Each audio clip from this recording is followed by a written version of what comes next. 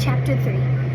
Every Saturday night at Sunday afternoon was like the 4th of July in all the little towns of southern Illinois that summer.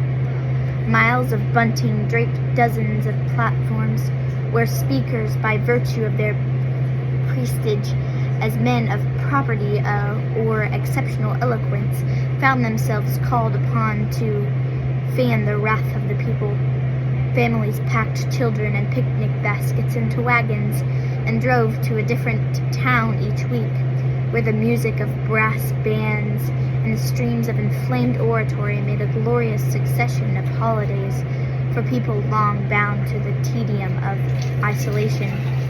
A handful of old veterans of the War of 1812 suddenly found themselves reassigned to the role of heroes after years of having been all but forgotten, and their quavering voices added to the din. Pretty girls in their best summer dresses begged for funds with which to equip troops, and they blushed happily at the enthusiastic cheers of the young men for whose cause they pled. The dust and heat, the emotion and noise became almost unbearable to many, but there were always others who returned the following week, comforting their baser selves with barbecued pork and fowl, while their spirits were uplifted by words of high resolve and confidence from the speaker's platform. They had need for reassurance late in July, when word came of the first battle of the war, a battle that had at first much the same picnic atmosphere with which characterized the rallies being held all over the country. They read a full account of the Battle of Bull Run from the Chicago newspapers, how congressmen had driven out in their carriages, accompanied by hoop-skirt ladies, all apparently eager to see the spectacle of young men butchering one another, how these carriages and spectators choked the roads when the Union troops were finally turned into a confused, bewildered mob of scurrying for safety. It was hard news. Many people preferred not to talk of it at all. Tom and Eb were sullen and resentful for days that their prophecies of an easy victory should so early have taken on a hollow ring.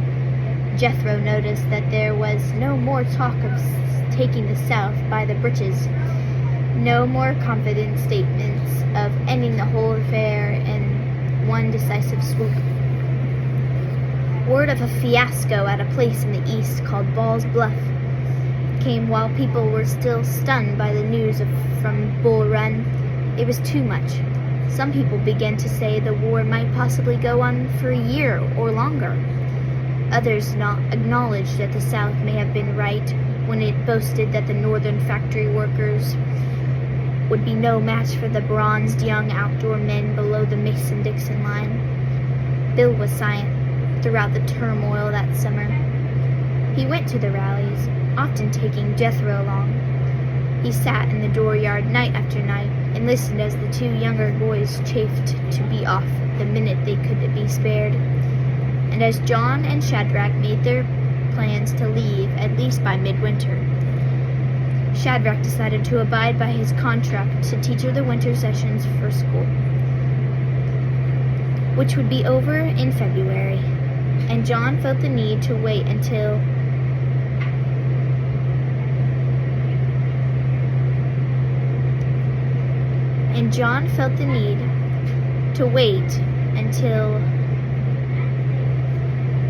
he could plan for the welfare of his family and to help his father with the harvest, which was to provide for both families.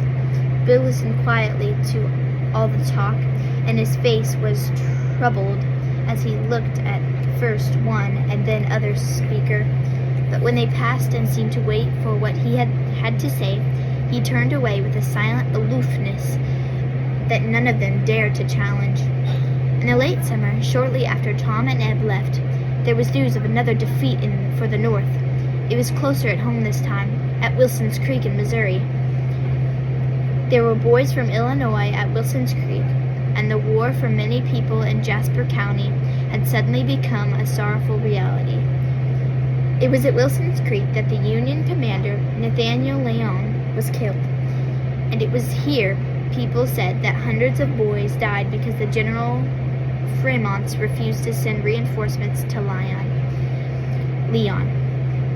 Jethro heard both angry words against the high praise for General Fremont in the days that followed Wilson's Creek.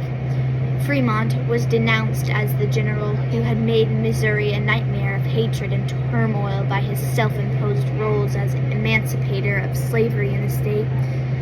On the other hand, he was praised for being dedicated and a courageous man who spoke out against slavery while the timid president would not do so.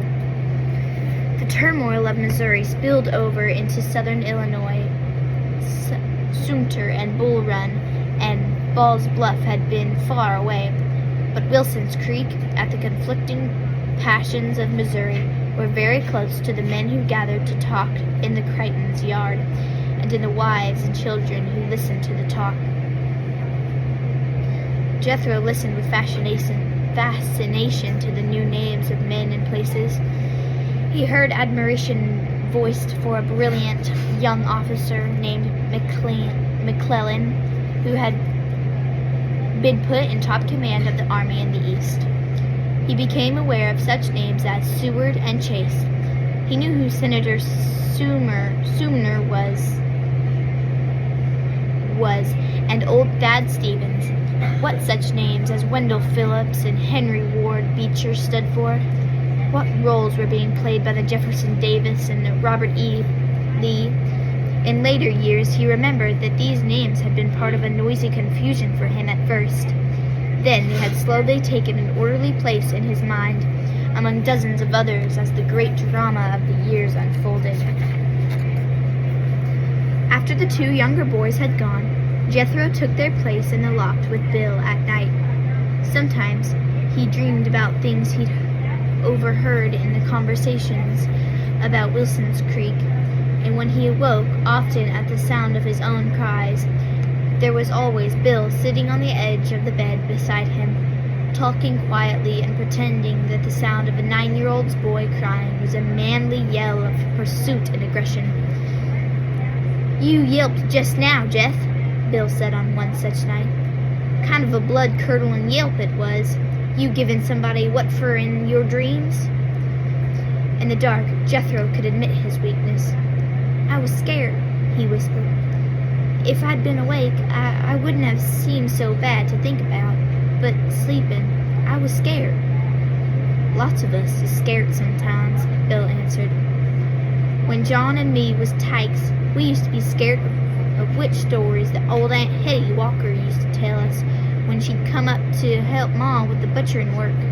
You don't need to feel ashamed of being scared. Now and then, you're gonna dreams. Now and then in your dreams." Jethro didn't answer.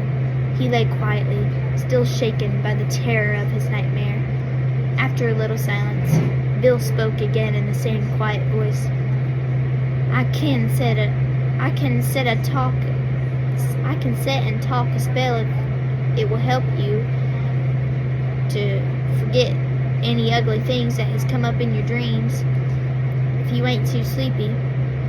No, I ain't been to bed yet. Sleep and me ain't on good terms these nights. I've been roaming the field since bedtime. There'd be folks that would call that a fool thing to do, but I reckon it's my way." He stooped to remove his shoes, damp with the heavy dews of the pasture and field. "Do you think better out in the fields, Bill?" "I don't know as I do, Jeff. My thinking is all of a tangle, whether I'm out in the fields or in my bed or sitting out under the poplars listening to the others talk. Still, the sky's a blessed thing, much as I care for my family, and a crowded cabin chafes me. It always has. I want stillness and space about me." In the dim light, Jethro could see his brother's face turn toward him, smiling a little. "Do you have that liking for being alone too?" he asked. "I reckon a little, but I don't have thoughts enough to keep me busy. After a while, I need company." Bill sighed suddenly, as if he were very tired. and leaned forward as he sat on the side of the bed, letting his head fall close to his chest. He bore a strong resemblance to his father. Even Jethro noticed it as he looked at his brother's face in profile. "I'll have plenty of thoughts," he said after a while. "Plenty of them, and all troubled ones." "Are your thoughts about the war, Bill?" "About the war? Yes, mostly. The North will finally win, won't it, Bill?" "I don't know if anybody ever wins a war, Jeff. I think the beginnings of the war has been fanned by hate till it's ablaze now, and a blaze kin destroys him that makes it, and him that the fire was set to hurt. There ought to not be a war, Jeff. This war ought never have been happening." "But the South started it, didn't they, Bill?" "The South and the North and the East and the West, we all started it. The old slavers of the other days and the factory owners of today that need high tariffs to help them get rich, and the cotton growers that need slave labor to help them get rich, and the new territories and the wild talk." He broke off suddenly and walked over to the window, where a branch of a poplar tree seemed to be trying to peer inside the small, cramped room. "I hate slavery, Jeff. But I hate another slavery of people working their lives away in dirty factories for a wage that can scarce keep life in 'em.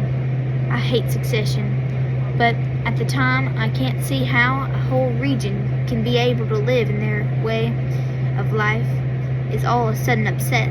I hate to talk of nullification, but at the same time I hate laws passed by Congress that favors one part of the country and hurts the other." Jethro was awed by his brother's outburst.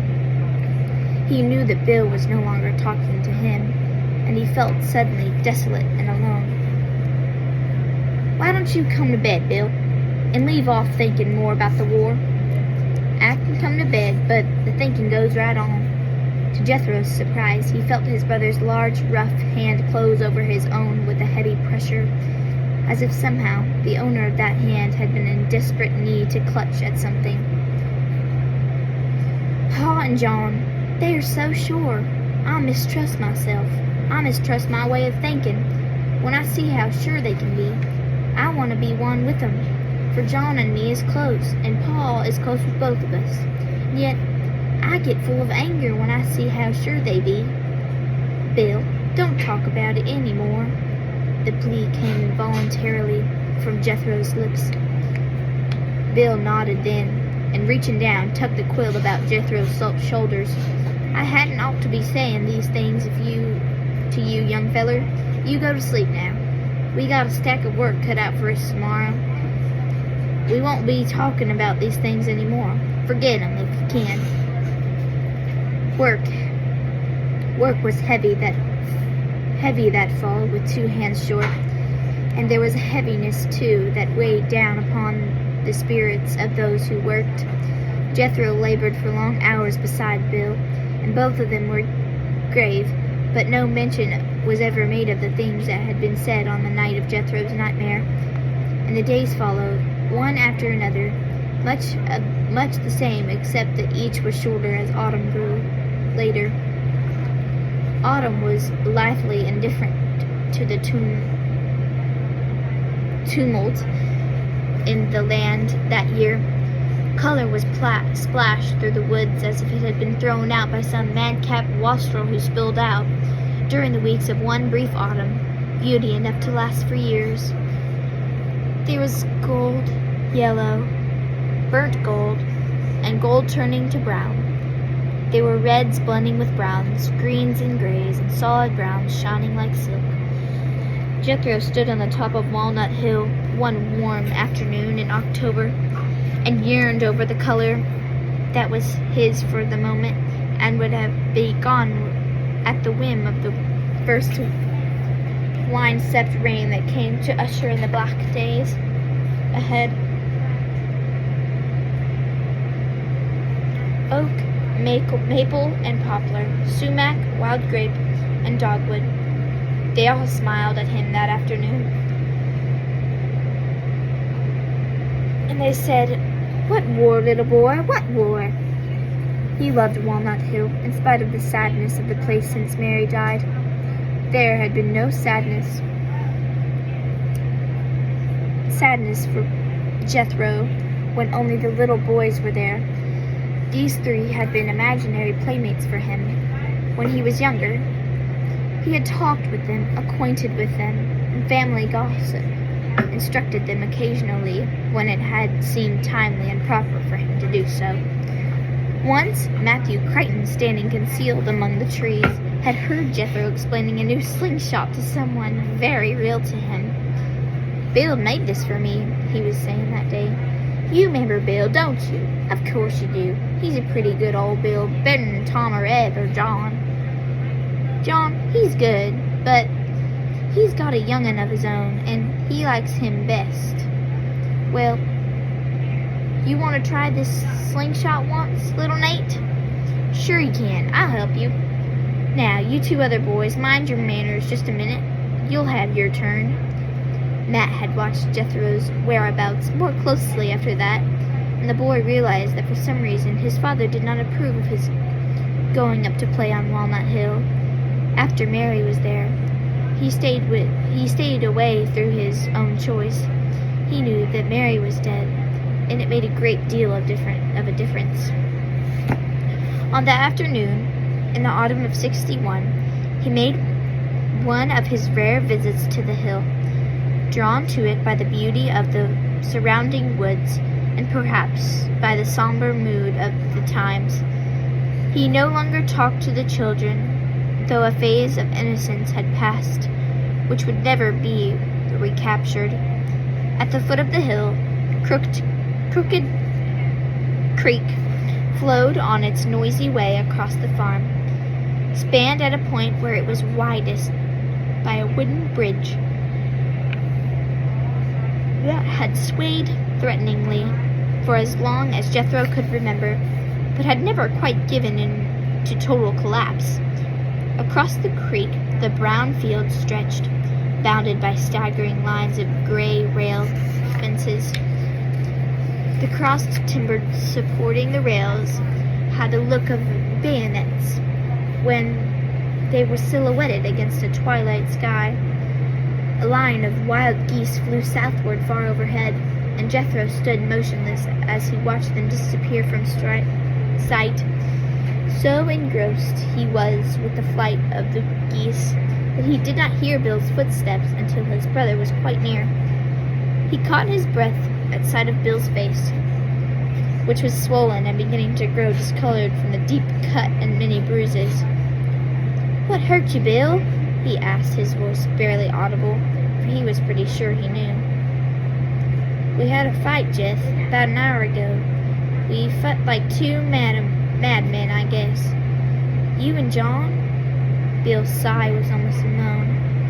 "Yes, me and John. Me and my brother John." Jethro could not answer. He stared at the cut above Bill's right eye, from which blood still trickled down his cheek. Somewhere, far off in another field, a man shouted to his horses, and the shout died away in a cry that ran frightened over the brown water of the creek and into the darkening woods. He had heard cries often that autumn, all through the countryside. They came at night, wakened him, and then lapsed into silence, leaving him in fear and perplexity. Sounds once familiar were no longer as they had seemed in other days. His father calling cattle in from the pasture, the sheepdog's bark coming through the fog, the distant creak of pulley as Ellen drew her water for the chickens.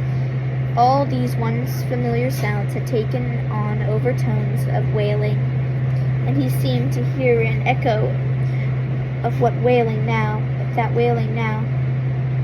He shivered and looked away from his brother's face. Bill sat down on the ground beside him. Whew. Did Ma tell you, Jeth, about when John and me was little and were going to school for the first time? At night, I'd get a book and I'd say to Pa, what are that word, Pa? And when he would tell me, I'd turn to John just a scant year older, and I'd say, "Did Pa call it right, Johnny? Did Pa call it right, Johnny?" Ma and Pa used to laugh at that, but they was pleased to talk about it. They was always set up at John and me being so close. "I know it." Jethro's words came from a tight throat. "What made you fight, Bill?" "Hard feelings that have been building up for weeks. Hard feelings that finally come out in hard words." He held his hand across his eyes for a minute, then spoke quickly. "I'm leaving, Jeth. It ain't that I want to, but it's that I must. The day is coming when I've got to fight, and I won't fight for arrogance and big money against the southern farmer. I won't do it. You tell Pa that.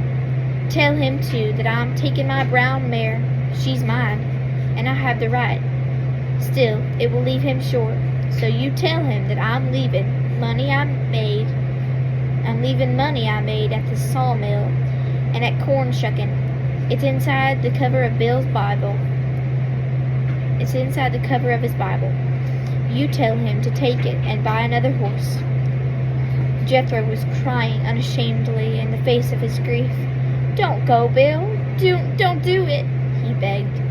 "Jeth, I don't want you to go, Bill. I don't think I can stand it."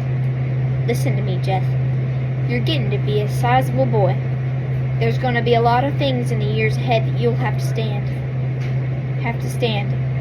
There'll be things that tear you apart, but you'll have to stand 'em. You can't count on crying to make 'em right." The colors were beginning to fade on Walnut Hill. A light wind bent the dried grass and weeds. Jethro felt choked with grief, but he drew his sleeve across his eyes and tried to look at his brother without further weeping. "Where will you go, Bill?" "To Kaintuck. I'll go to Wallace's place first. From there, I don't know." "Will you fight for the Rebs?" Bill hesitated a few seconds. "I've studied this thing, Jeth, and I've heard over it. My heart ain't in this war. I've told you that. And while I say that the right ain't all on the side of the North, I know just as well that it ain't all on the side of the South either. But if I have to fight, I reckon it will be for the South." Jethro nodded. "There were things you had to endure." After a while, he asked, "Are you going tonight, Bill?" "Right away. I've had things packed up in that holler tree for a couple of days. I know that this was coming on, but I couldn't make myself leave. Now I'm going. The little mare is saddled and tied down at the molasses press. I'll go as far as Newton tonight. In the morning, I'll take out early." He got to his feet. "There's lots of things I want to say, but I reckon I best not talk." Without looking at Jethro, he laid his hands on the boy's shoulders. "Get all the learning you can, and take care for yourself, Jeth," he said, and turned abruptly away. "Take care of yourself, Bill," Jethro called after him, across the prairies, through the woods, over the brown water of the creek. There was a sound of crying. Jethro ran to a tree and hid his face. He had heard his mother say that if you watch a loved one as he leaves you for a long journey, it's like as not to be the last look at him that you'll ever have.